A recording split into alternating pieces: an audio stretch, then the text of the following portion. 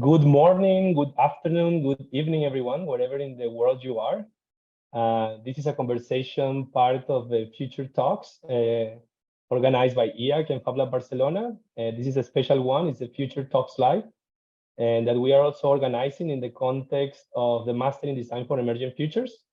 One of the programs that I know many of the people that is connecting is interested on joining in Barcelona. And I'm very happy to host this Future Talks Live with a very good friend. Part of a project in a community that always has been a reference, and also a person that I think can embed and represent many of the values that we see in designers today and the kind of designers that we want to help shape and develop in our ecosystem, no? So, hello, Mattia, how are you? Hey, Thomas. Hello, everyone. I'm really good. A bit broken up by some football yesterday night, but otherwise, really good. Really great to see you, Mattia, and thank you for joining us. Mattia is the director of Precious Plastics. Maybe you have heard about it. If not, this is the moment in which you can hear a lot more about it. Let me just start before we jump into talking about Precious Plastics at all. To start with you as a designer that cannot be somehow squared in every place, and as you were telling me just recently that as a designer it will be very difficult to apply to any job today. No, like tell me a little bit about your background. How where you started, how you started as a designer, let's say, if that's something that happened at some point, if you did studies in a very specific design field, and then how that profile has been evolving. Yeah, 100%. So yeah, I started as a chemist, right? I studied chemistry back in high school here in Italy, actually. And then, of course, that was really my thing. I mean, theoretically it was interesting, but then, when it comes to the numbers and all of that kind of stuff, not my cup of tea. So yeah, moved to London and I enrolled in the Interaction and Moving Image course at LCC, London College of Communication. And that's where I got to play around with all the Arduinos and servers models and, all of those kind of fun, interactive and engaging sort of technologies. That was like back in 2011, so very early on, and that's actually very much when we met, when you were developing the Smart Citizen board, right? And at the time I was writing for a design blog, and that's how we first met. And then for some strange reasons, we always kind of met in different parts of the world also for different projects, which is fun.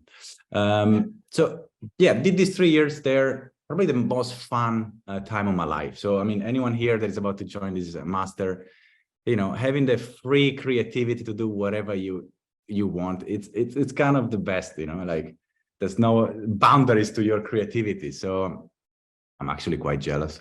So yeah, that was a fun 3 years. And then, then you're faced with the market and you're like, all right, how am I going to put my creativity to work, right? That's always, or at least for me, was always kind of a big deal. I'm like, I don't want to use my time to make some big corporation even larger, right? I'm like, that's kind of lame. It's kind of boring. Everyone does that. And we don't need larger corporations, actually. We probably need more, small scale, diverse, resilient, business ecosystems and sort of infrastructures. So after these very intense 3 years of design work, I actually decided to, fuck it all. I went to Berlin and I started making hats. So I learned how to sew, and like then hats. Yeah, like caps and hats. There was this really quirky, like, handmade hat maker called Captain Crop. And I spent there maybe a year, learning the craft and just almost forgetting about design, like after this intense 3 years, I was like, okay, I need a little break. Actually did a few jobs here and there, just right after, but then I was like, okay, I need a little break from that.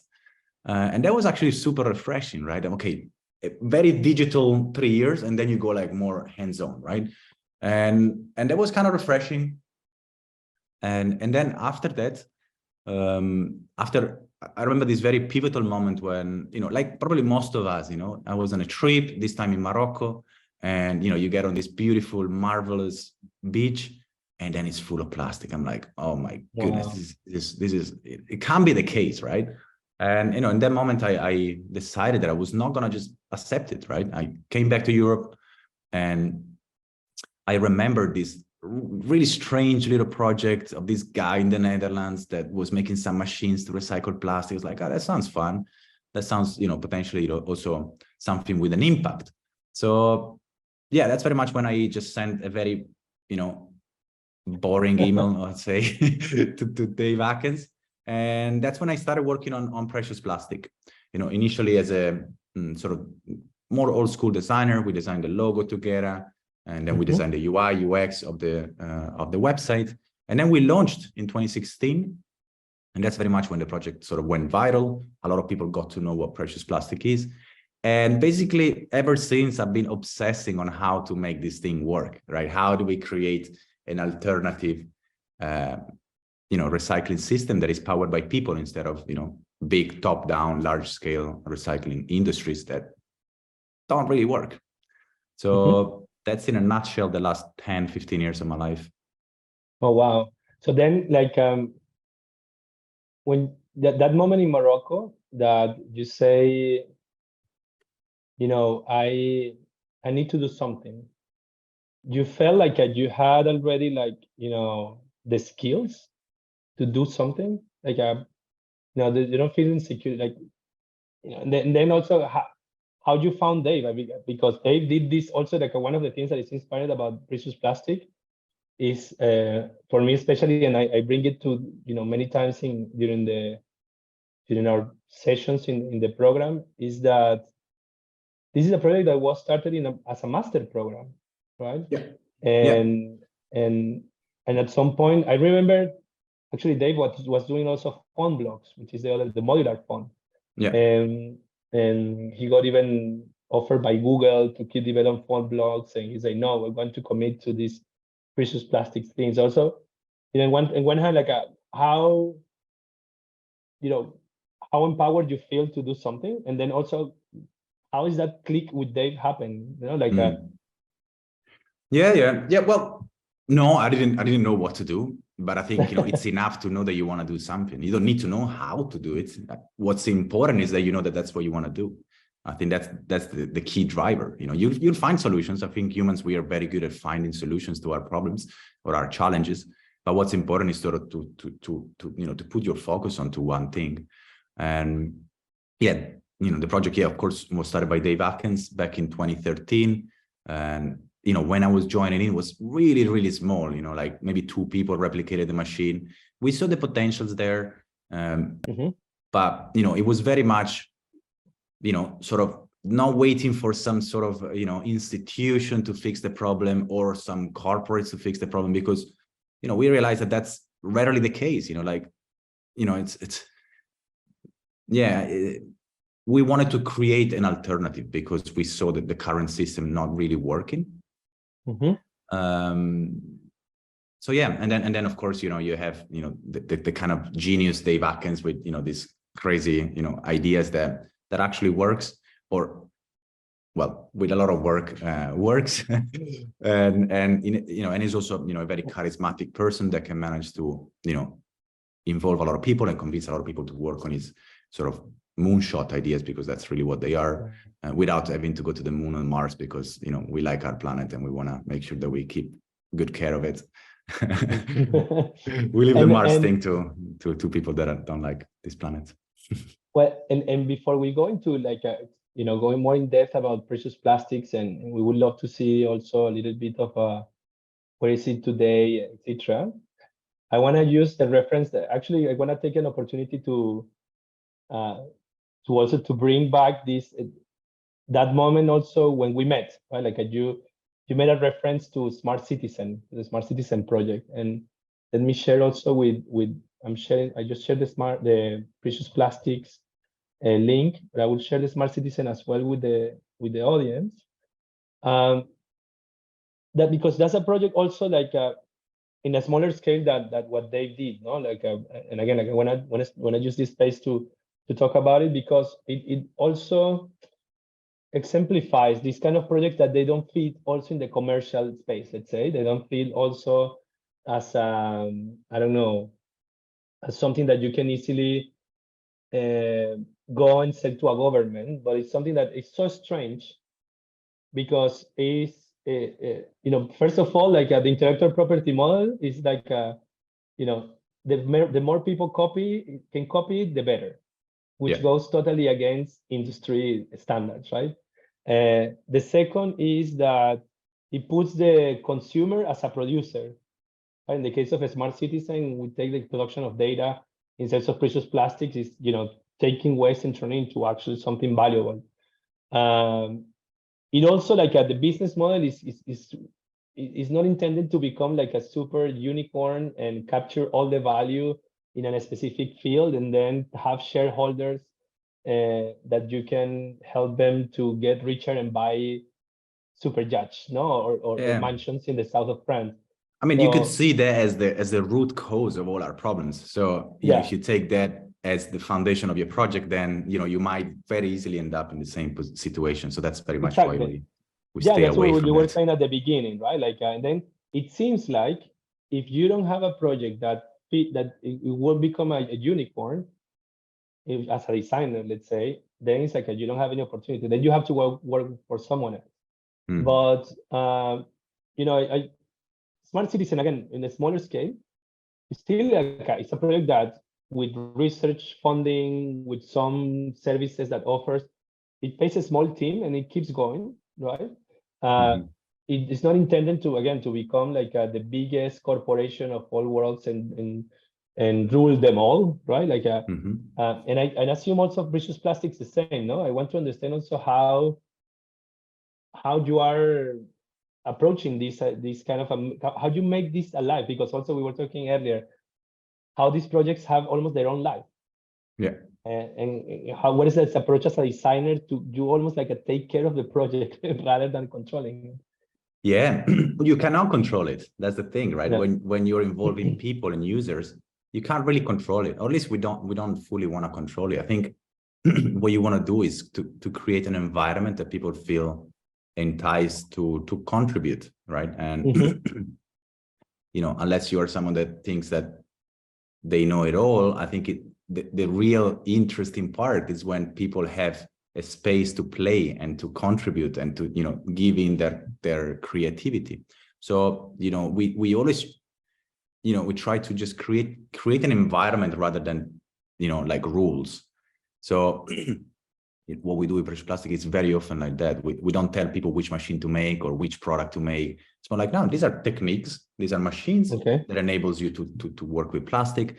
What you do with that, it's, you know, up to you, your creativity, your context, your goal, your mission. It doesn't really matter.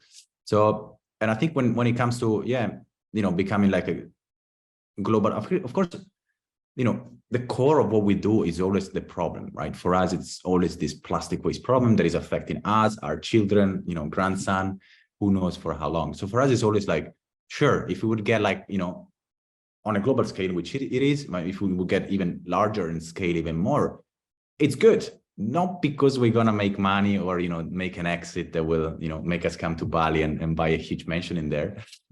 But because, you know, we're going to have tackled the problem to a much larger extent, which is what matters. And I think knowing Dave for such a long time, which, you know, I think we can all agree is kind of, you know, a genius on himself.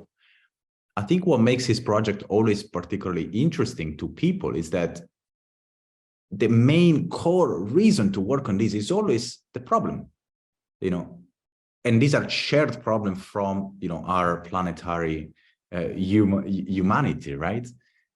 These are problems that affects all of us, you know, one way or another, whether you want to accept it or not. We all have to deal with plastic waste. It's in our blood by now. We all are going to have, you know, we all have to deal with e-waste. It's everywhere, and so on and so forth, climate change. So, you know, if I can urge anyone here is, you know, whenever you work on something, make sure it has, you know, a realistic, concrete problem at the core. You want to fix a problem. There's no point to make something beautiful. I mean, sure, to a degree, but, you know, it's kind of limited to itself. Yeah, that's like a very 20th century thinking, I would say, like this idea of making beautiful functional objects that can create convenience. No? And I'm going to relate this also to one of the, I would say, like the motivations also to make a space to learn. And this is, I'm going to talk a little bit about the program. You know, like the Mastering Design for Emerging Futures is at the end for us, similar to how you describe precious plastic. This is very meta, no? Because we expect that the program provides students or participants to have the opportunity of have that creative freedom that you were talking about, right? And eventually plant the first seeds of what it could be their own precious plastics in the future, no? You know, like in the first year, we give them like a lot of skills and methodologies, but we put them in a context in which they're like a super fed on things, but also we ask them to work a lot in refining that purpose, no? And like, where do you want to put that energy that really drives you? Like at that moment that you had in Morocco, it's like we want them to have that click moment. That's what I was asking as well, no? And I'm having goosebumps now. Like, is this click moment, right? And then you are at, before that moment you have a lot of frustration, right? 100%. Yeah. Disappointment. Then you start to blame everything. Everyone, you know, you feel lost. No, totally, including your master partners. You blame the tutors, you blame the program, you blame the school, you blame the city, and then there's a point that happens usually in the second term of the program, and then after this cathartic process, people click and have the Morocco moment. Like, this is what I'm going to do, no? So I feel like there is this need also in design. First of all, to treat design education completely different. It's not like we're going to give you the formula for you to participate in the industrial complex. It's not, the industrial complex is broken. We cannot, it's like sending you to die, basically. And we cannot turn you into this kind of psychopaths that want to make beautiful objects and brag about and pee on top of everyone else and brag about it and say, I'm better than you. Right? Which is also like, you know, the design gods, I think, like should forget about this. And instead, I think like we're treating this idea of like a design education as something that we need to redefine. Therefore, it needs to be an experiment itself. And sorry. If I can add to that, which is something that I particularly feel, you know, we are all sort of son of this kind of an uncertainty, right? I was trained, you know, during the 2007 sort of financial crisis. You know, I lived on, you know, very low wages for most of my life, and I think this kind of trains you on how to accept and how to dance with uncertainty. Life is uncertain. You know, you might want to get your ideal job, best house, amazing wife, whatever. It's uncertain. You know, things can happen all the time and will happen all the time that sort of shakes your life like crazy. And you can either be prepared to be anti-fragile and to be, you know, to be okay with uncertainty, to be okay with having to change the way that you think your life is and do you think your job is and that you think things should go. That's not one way. And I think we have to be prepared to just jump from one thing to another, from one opportunity to another, from one fuck up to another. I mean, many fuck ups we do in our day-to-day lives. And it's okay. I also believe that attached to this, like learn to navigate uncertainty, again, it's something like one of our taglines as well, is this idea also that we need to learn as well, right? Like, and this is, you know, it relates also with this, how the pace of change is changing, right? Things that used to change more slowly are changing faster. You know, one thing could be culture, it's changing faster. The other could be, and when I'm talking about culture, it's like this deep perception about certain things, family, friends, work, life, whatever. It's part of our culture, and and of course, the climate is changing rapidly, and we are seeing that because our own impact. So it's going to change the challenges that we're going to face. But also, technology is changing way ridiculously faster, right? Like now we're seeing, and of course, one of the elephant in the rooms in terms of technology. a part with dealing with digital fabrication, blockchain, and synthetic biology during the program is like this kind of the tsunami of AI, right? And ChatGPT and how it's going to change education. So I'm not going to ask you like, what do you think about how ChatGPT is going to change precious plastic? Because I feel like that's a question that everybody's asking everywhere, but it's more about like this deeper sense of learning how to learn and to incorporate in your toolbox as a designer new skills. And you have been doing a lot of that, no? Yeah, I think it's perpetual learning, right? I mean, that you always have to learn, also like as a human, on a psychological level. I think, somehow we always think we're right, but we most of the time wrong. So I think you have to learn also how to constantly question, who you are, what you think, what you believe, who you love, how you love. So yeah, I think it's a matter of like smashing our certainties, because they are most of the time wrong, and I think part of that is also relearning, your assumptions. And I think with culture comes a lot of assumptions, right? And sort of stereotypes and things that your brain uses to sort of go about their days without having to use so much energies. But in a way, they are full of errors, right? Full of bugs. And I think it's a matter of like being accepting of those bugs. I think is a normal sort of condition of humans.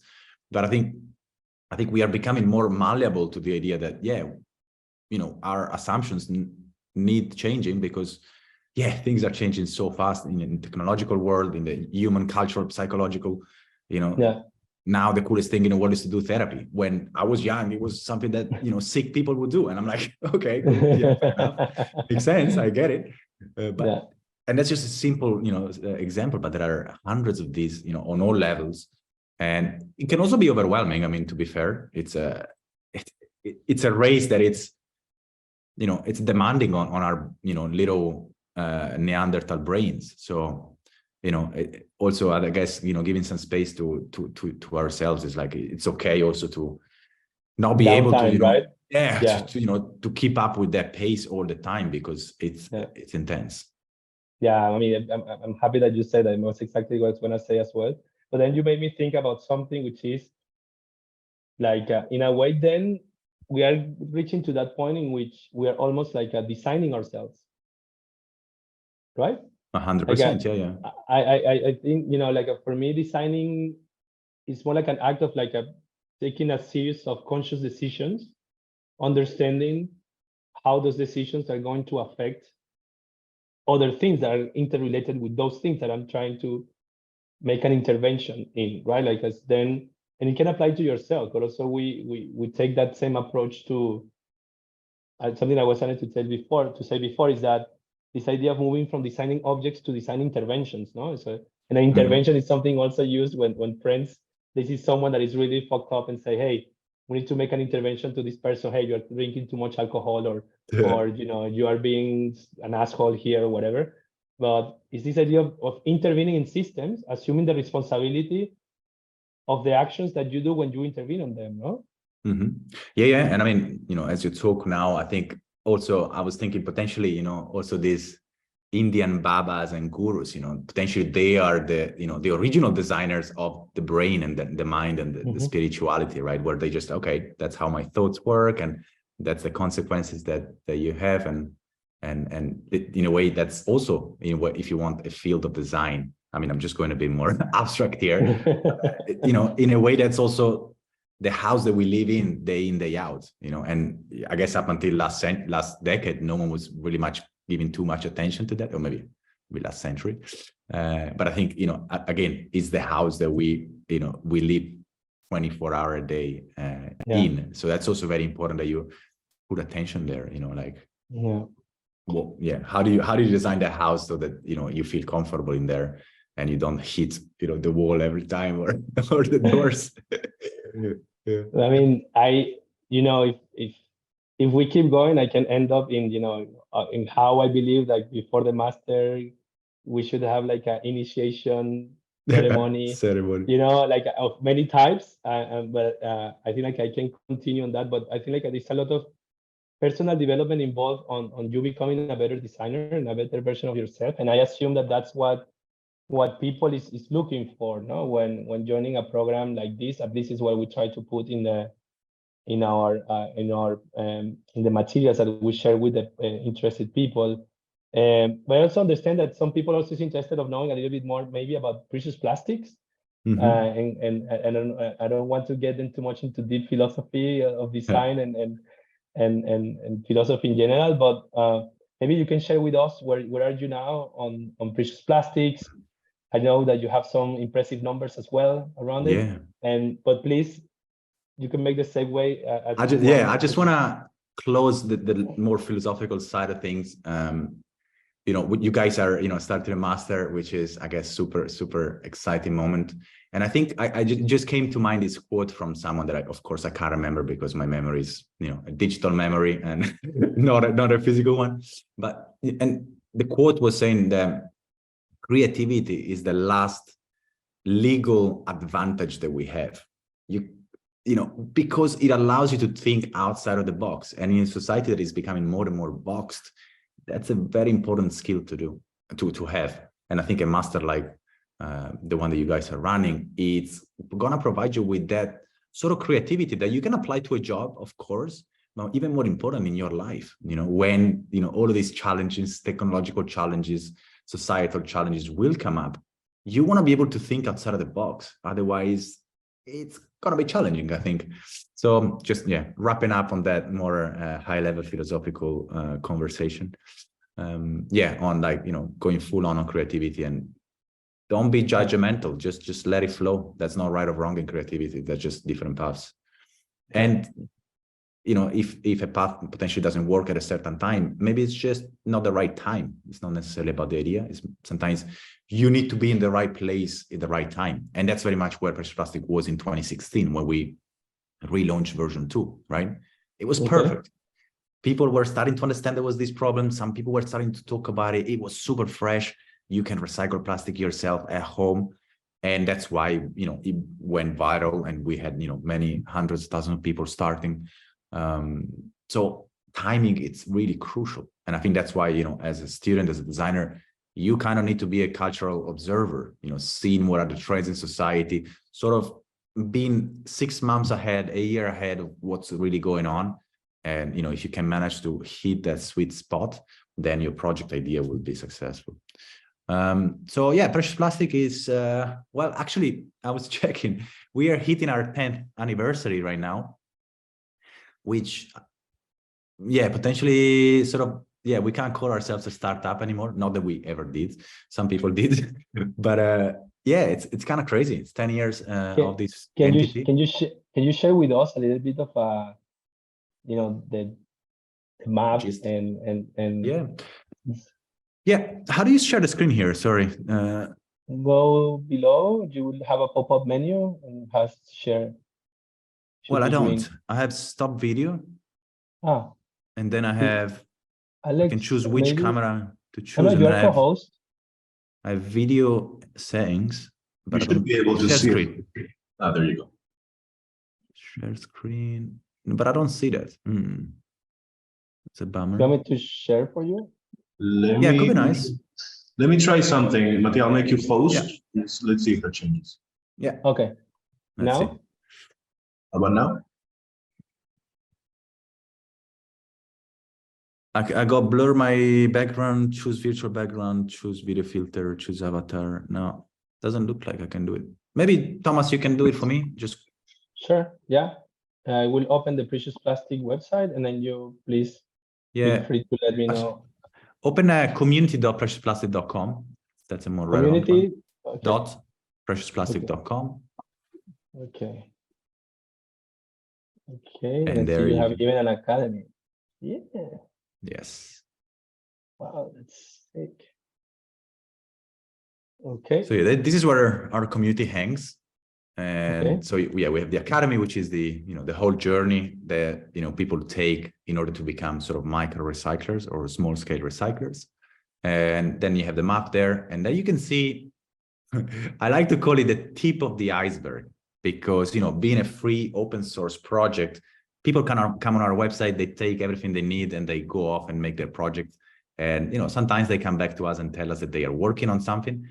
but most of the time they don't. So from experience, I know that what you're looking at right now, which is already quite impressive, it's still the tip of the iceberg. We're probably looking at like 40% of the people that are actually working, you know, using precious plastic knowledge, machines, ecosystem, and so on. What's that number that you estimate that is, what is the 100% number? You know, Well, roughly. yeah. So on the map, we have over 8,000 organizations working on precious plastic, Okay. right? So around about 20,000. And these are organizations. So, you know, people that, you know, have set up their business, project, NGO, foundation, whatever. So, yeah. Wow. But of course, you know, being open source is kind of hard to track them. And also a lot of people, they might just not know about precious plastic. They just want to recycle. So I was just, when I was in Bali, I came there very excited. There was what, 15, 20 people in Bali. And I was like, wow, that's quite some, you know, penetration in Indonesia. And then, I came there, I met Widu, and they sold 150 precious plastic machines in 2022. I'm like, all right, you're really just looking at the tip of the iceberg.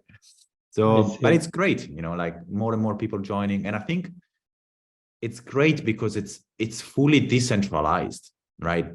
I don't need to know who everyone that works on that. As long as they start working on recycling plastic, it's cool. And I think it's, you know, it's a much more pervasive network if you don't have to control every single people that join in. So yeah, that's the map, I would say. You have a shop also of products, right? It's called bazaar.preciousPlastic.com. Without one A only. Sorry. Yeah, that's okay. You can see my screen now, right? Yeah. And this is a marketplace without the S, precious plastic. Yeah. That's a mistake that everyone does. Yeah, this is a peer-to-peer marketplace that just enables you have to some weirdness. Don't worry. Yeah. That you have to it's sort of enabling local economies. Right. So here we allow people that produce machines, molds, parts, whatever, to sell. And then people that want to buy these machines that cannot build it themselves, because on the academy, we teach everyone how to build it, how to build the machine themselves. Here we match them. So, you know, more people can get started. And so, and this does about $500,000 a year, you know, no big volumes. But we were just running now an impact survey within our community, and the number they came in are quite mind-blowing. Actually, I was very impressed myself as well. So we have about, as I said, you know, 8,000 people on the map, and of these 8,000, only 500 plus did the survey because it was, you know, kind of rushed and so on. But these 500 people alone, 500 projects alone, they recycled in 2022 over 1 million tons of plastic, and they generated over $35 million in revenues, and they employed over 11,000 people with 15,000 volunteers.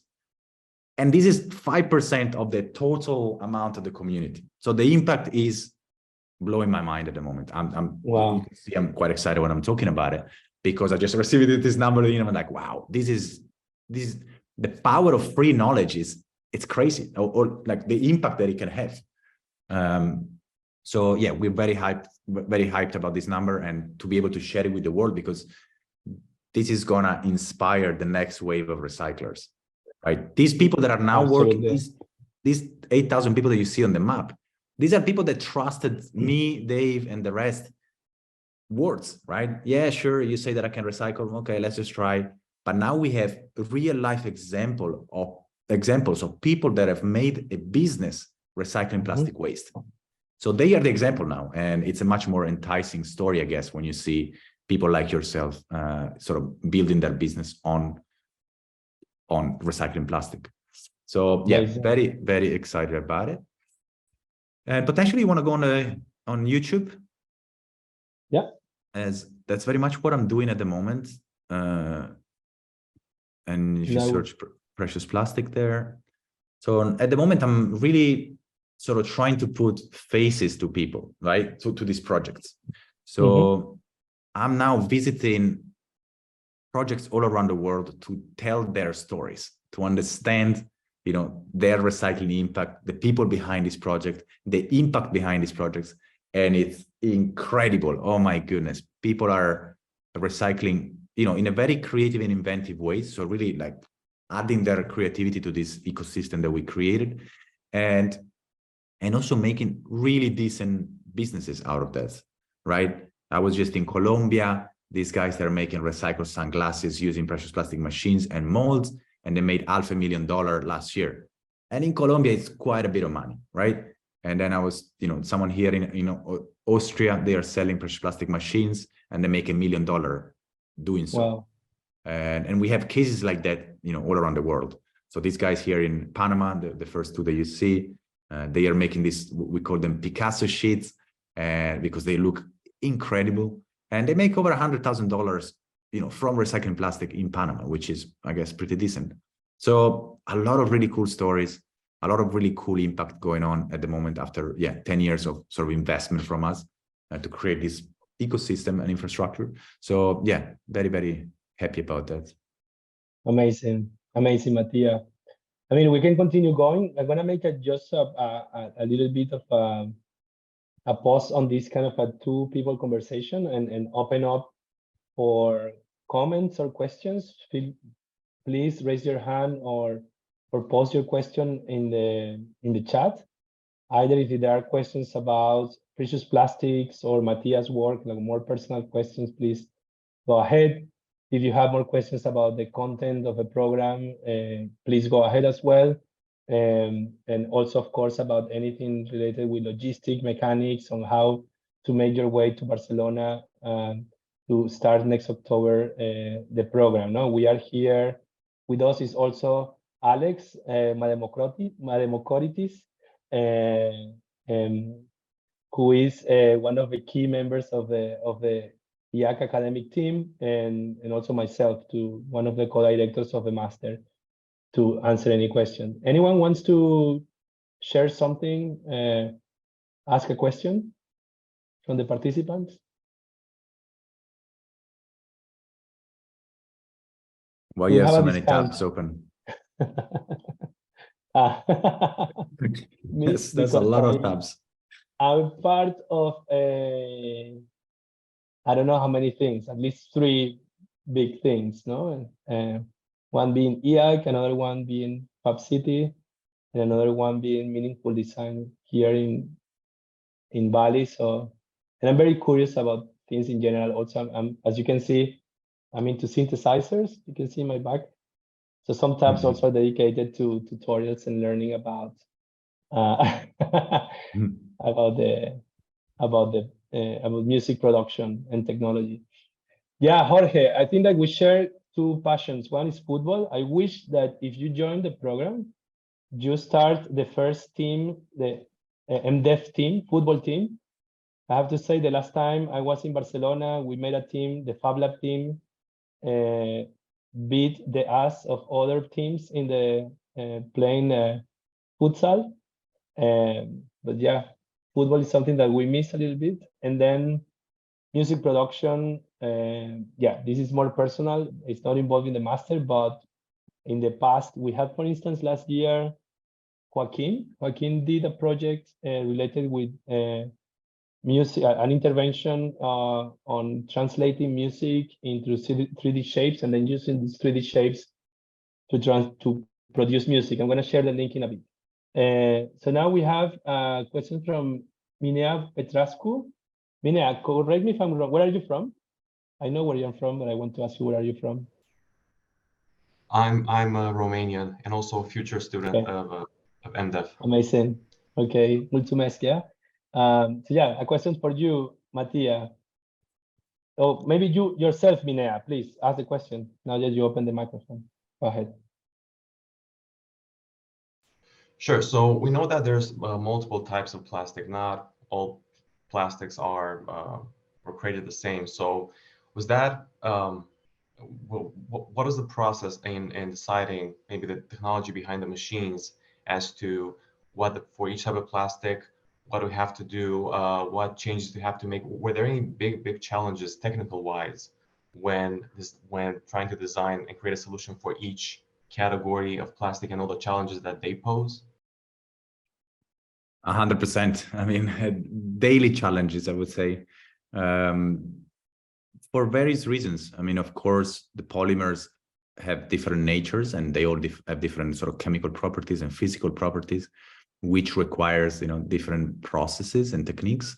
So, and additional to that is also like a whole industry that it's kind of failing at making it clear, what polymers they are. And also within each category, there is also a lot of differences with additives and colorants.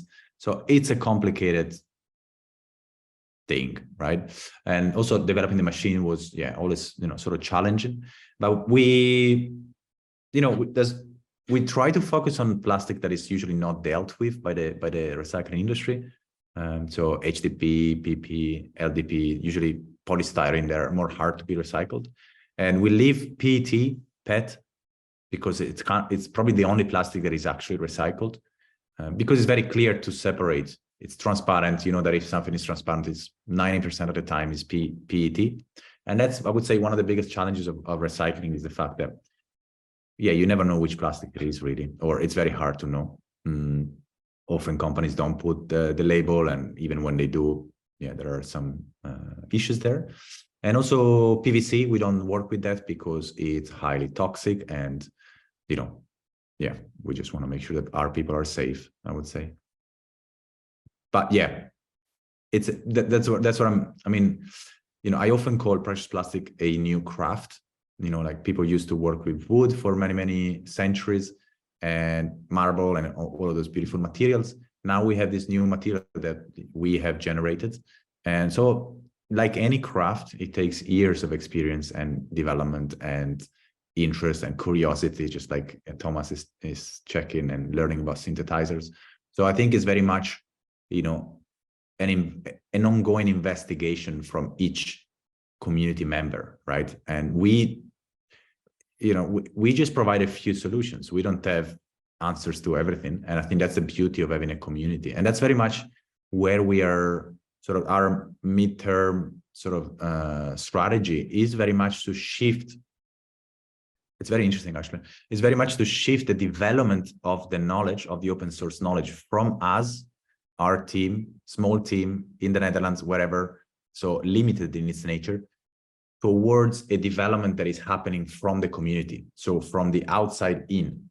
So back in 2016, 2015, no one was recycling small scale. So we had to sort of spearhead the development of these machines ourselves because no one was doing that. But by now, we sort of kickstarted this new movement. By now, we have thousands of engineers, designers tinkering about this machine, improving the machine, making them better, creating brand new machines. So there's kind of no need for us to develop this machine anymore. We can simply, be the host of all this knowledge, and then people will be the one telling, which one works best or which one fits their needs best. So we're very, very excited to be able to sort of decentralize the development of this open source knowledge. A bit of a tangent, sorry. Super, Mattia. No.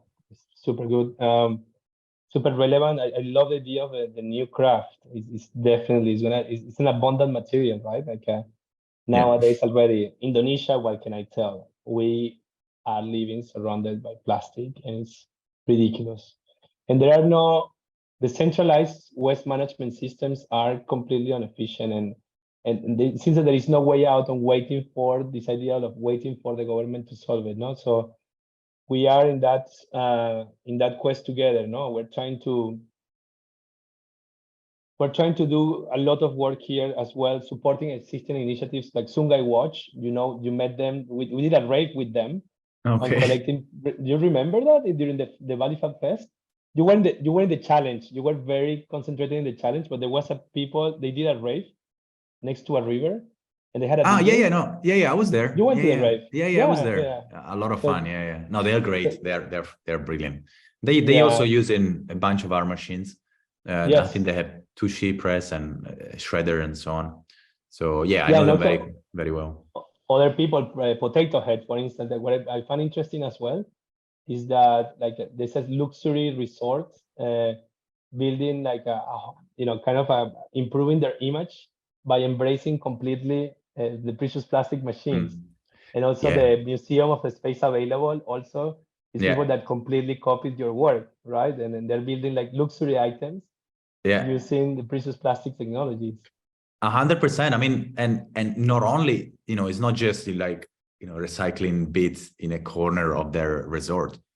Is the thing that any guest walks through when they come in, right? So everyone that goes into this 5-star $1,000 a night resort goes through this recycling process. So I think, I'm actually very thankful for these organizations that really sort of take plastic recycling up a notch, right? To make it, something that is culturally relevant.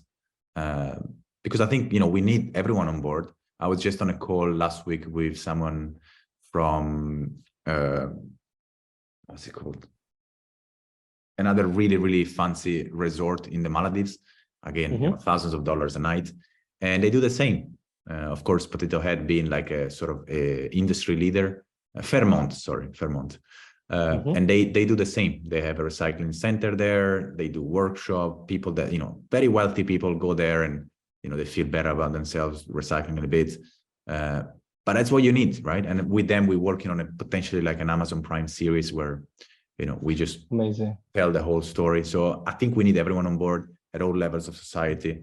We don't mind as long as more people know about this new craft. Amazing.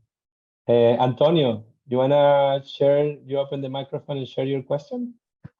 Yes, we are working with a local company. It's called Hormiga Verde, and they collect a lot of materials, and plastic is a waste for them because they mostly sell metals, and I am thinking on e-waste and electronics, but we are receiving plastic from them, and we are using the resources of the Fab Lab to buy, to build things with them.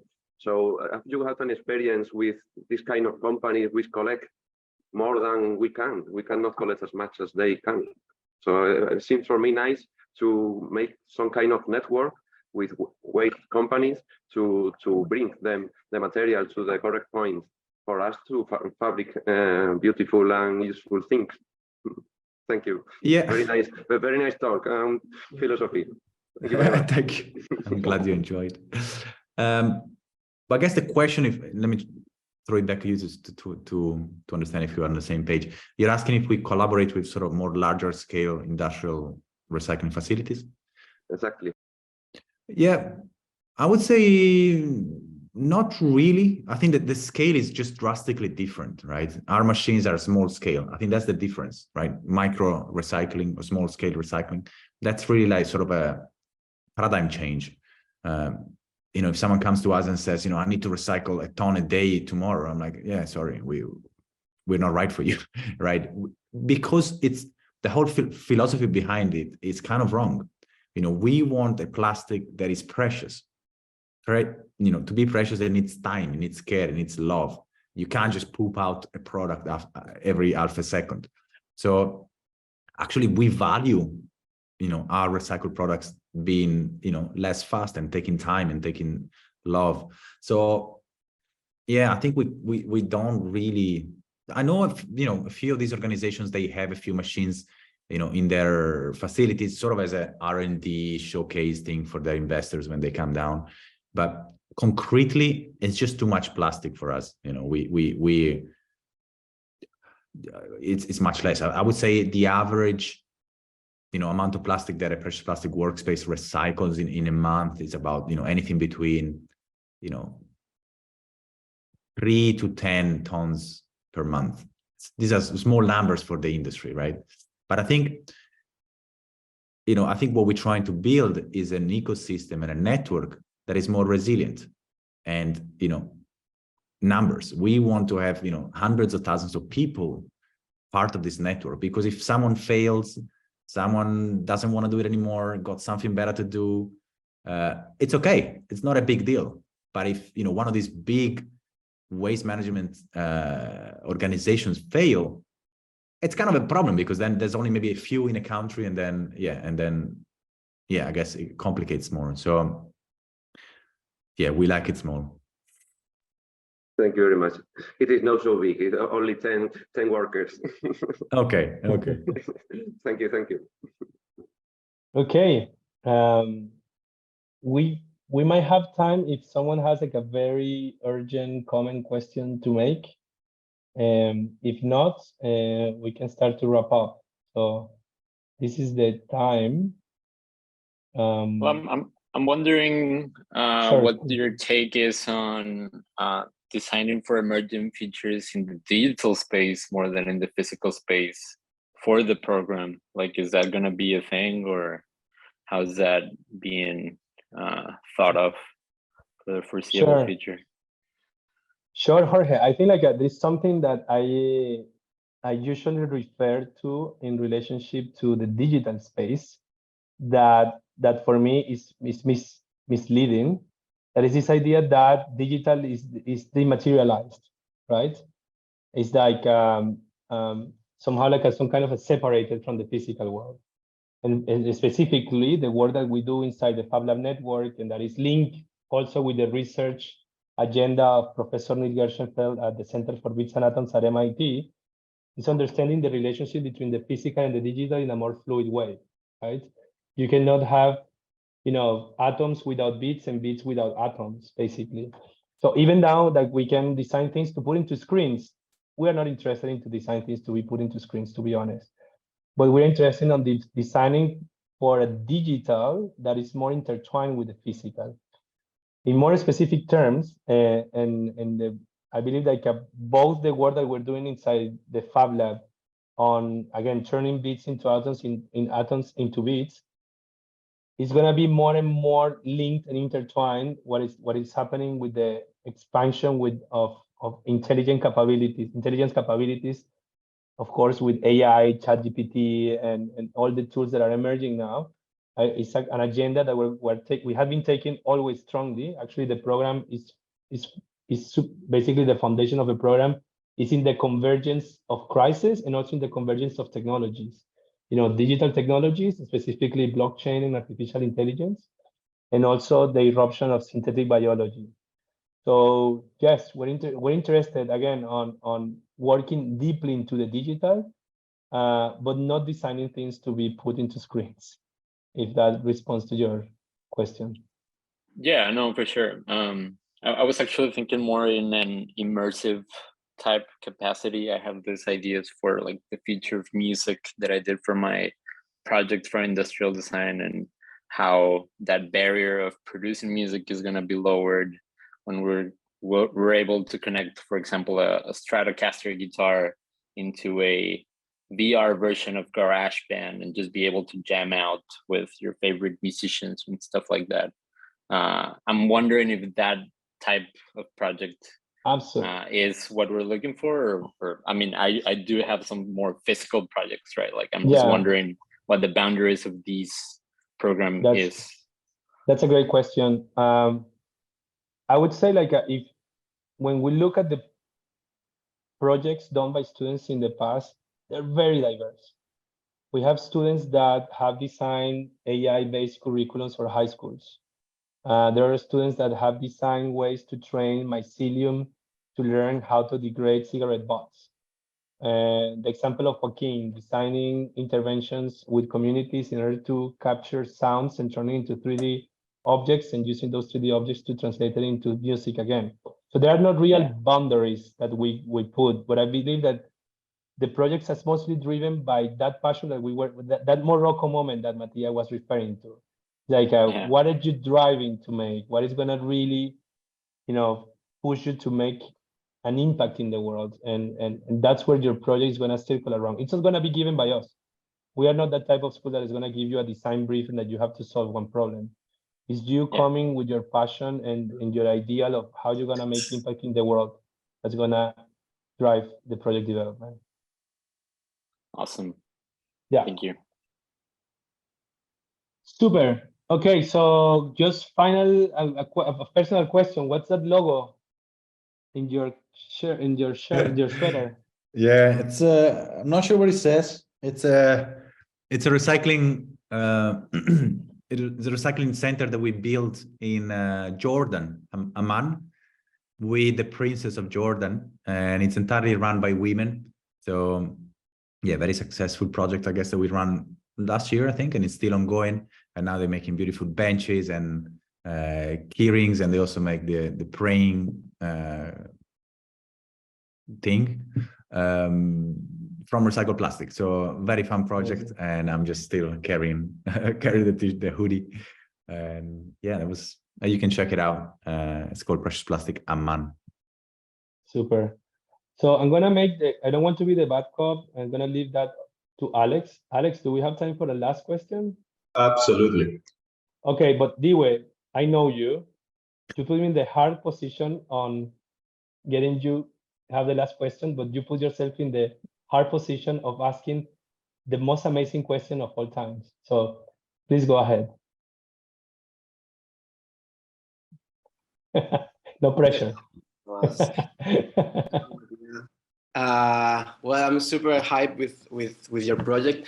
I was last time in also in Bali with the Fab Island Challenge, and we were sideline researching more into coffee waste products. So I'm very much interested in the Beyond Plastic branch. I haven't seen much progress. I don't know if you have been improving the machines or the collective is growing in that side or not. But I wanted to know a little bit of how is it going, and if you have some specific idea on how to bootstrap this kind of Fab Lab. So I want to ask you in the beginning if you were working with grants or how you build your first Fab Lab with your machines. So yeah, that would be my question. Thank you.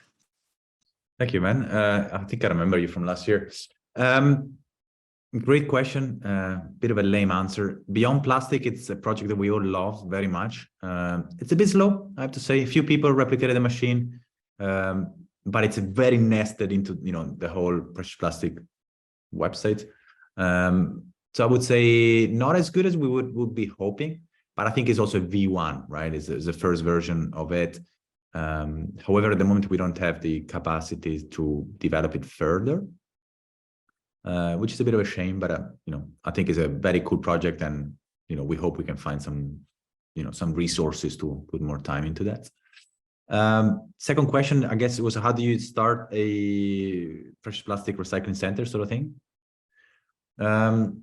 So on our website, so we just launched version 4 in January 2020. And there, the big focus was to sort of help people set up their businesses, right? So we had all these people playing with plastic, and they were doing cool products and everything, but we realized that they were kind of doing it, in their weekends, DIY style. And we're like, no way, you need to make this your business. So that was a big focus of version 4. And now you see the results 3 years later. We have, potentially hundreds of millions of dollars generated through Precious Plastic. So on our website, you find, all those informations on how to bootstrap your business, different ideas, education, recycling sheets, whatever. And there, we also give some idea. We also give some templates on how to make your business model, how to really plan your project, and to understand what makes sense for you, given your particular context. So just like Precious Plastic style, making it as simple as possible for anyone to understand a little bit about business, and to make sure that you start a project that can be financially sustainable. So there's many different things that you can do within the Precious Plastic ecosystem. So it really much depends on that. And for each thing, we have a sort of, different templates that you can use to sort of shape your idea a bit more from a business side of things. But on your side, it was with grants that you were able to run your company. You mean Precious Plastic? Yeah, Precious Plastic. Because to start, yeah, maybe I know how to build a machine, but maybe I don't know I don't have the technical skills. So you have to purchase materials, so it's costly anyway. So yeah, how you start from nothing to achieve that. You mean Precious Plastic, yeah? That's a difficult question right there at the end. Bring it on. Yeah, that's, I would say, one of the difficult things of running a free open source project, right? We don't sell anything. You know, you go on our website, you get all the knowledge that it took us 10 years to develop for free. And it's great because that allows for anyone to start decentralized development and you know, to have those numbers that I was just sharing. So far, we have run on a few grants, very small grants, I would say.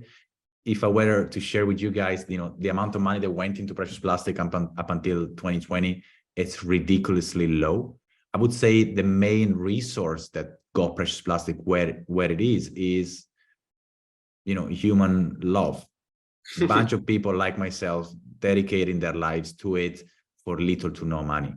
So version 4 was developed by over 100 people that came to Eindhoven and dedicated anything between 3 months to a year and a half to make sure these things exist. What we were talking in the beginning with Thomas, this kind of weird organization idea project. And, you know, everyone was there for developing it. And so I would say there's a big history and legacy of like volunteering up until 2020. I'm now trying to change things, you know, grown into a adult, mature human being that has to pay some bills here and there. So I'm trying to make sure that, you know, we have some sort of business model in place that can pay for the cost of running an organization. And now we are, sort of going full into fundraising and making sure that, we have some sort of funding to basically bring precious plastic where it needs to be, right? The organization. So I'm now traveling all around the world. I was in Bali, in Indonesia, was then now in Colombia, then in Central America, and I'm meeting people that work on precious plastic the whole time. And the main feedback that I get from them is like, you know, okay, you guys obviously are a multi-million NGO. And I'm like, man, you couldn't be more wrong than that, right? We are, you know, really broke, I would say, as an organization, but it's by design, you know. So we're now putting some thinking into, you know, how to change that and make sure that we can grow into that multi-million-dollar NGO or foundation, so that we can offer, you know, ever better precious plastic and solutions to the plastic waste problem. Okay, thank you so much for your inspiration. Thank you, man. It was a fabulous view. Thank you so much. Also, you brought the issue about life beyond plastic. No, I think that's super relevant as well. Am I having a lag internet, right? You're back. Yeah, you're back. I'm back. Yeah, I was saying, Diwe, thank you so much for the best question of all time. I think you raised two super issues. One is to think about life beyond plastic. It seems like we're going to have, you know, at least a few decades. If we do it very, very well, less than a century without plastic. If we keep as a society, you know, raising the stupidity, we will continue for centuries with plastics. So still, it's a craft that if you learn it, it's going to give you something for a few decades. But I pretty much agree that the way to go is also making, I think like part of also what we do with the idea of Fab Labs is kind of you exist because there are problems, right? Precious plastics. And then in a way, we're working to make ourselves obsolete. And I think like that's something that is super interesting to think about when you create something and you kind of design the way out of that something from the world. Mm-hmm. Because if precious plastics keeps going and becomes like a massive corporation, it needs plastics to be produced. And what we want is not plastic. No? Yeah. So that's super interesting. Yeah. And I would say on a personal level, going back to the whole philosophical question of earlier, you know, I think it's now pretty understood that happiness comes from being in the process. The actual goal, once you get there, you know, you're going to be happy for 1, 2 days, 2 weeks, 2 months, whatever, but it's, you know, it's limited. Whereas being in the process, it's what really brings happiness, I guess. And I get, you know, and by that token, to work on a problem that is almost unfixable and unsolvable, to a degree also can provide you, long-lasting happiness, because, you know, you're going to be in that process for a very long time. So I think there is value also to work on these big monumental problems, because if you enjoy to work on them and if you enjoy to try and fix them, they're going to provide you happiness for a few decades. To a degree. I cannot agree more. And I, you know, I also one of the things we insist when students focus on their project is that you're not going to finish the project during the program, but you're going to start the journey that is going to be the next decade of your life. And I'm quite convinced that a project to be significant needs 10 years of dedication, of love that you were saying, right?